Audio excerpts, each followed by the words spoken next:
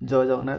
तो चाषी भाई भौणी मैंने बर्तमान खरीफ फसल धानर सब शेष पर्याय हो जाइए, अमल भी चली से ओडिशा सरकार तरफ धान बिक्री करने मंडी रे बिक्री करने समय जदि किसी प्रॉब्लम बा असुविधा हुए तार समाधान पाई से प्रॉब्लम जांच पाई ओडिशा सरकार एक टोल फ्री नंबर लॉन्च कर से टोल फ्री नंबर है 1967 1967 जो थे आप 24 आवर्स कॉल करी सब प्रॉब्लम समाधान करें।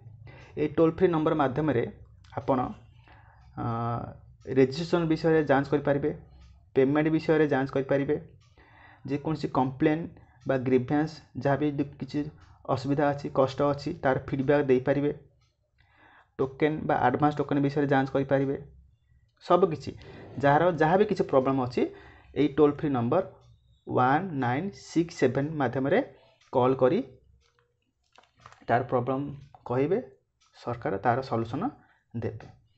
बर्तमान धान क्विंटाल पिछा 3100 अच्छी 3100 अच्छी जहाँकि एमएसपी माने मिनिमम सपोर्ट प्राइस आठारू गवर्नमेंट कम दाम रे नब ना बुझिपार।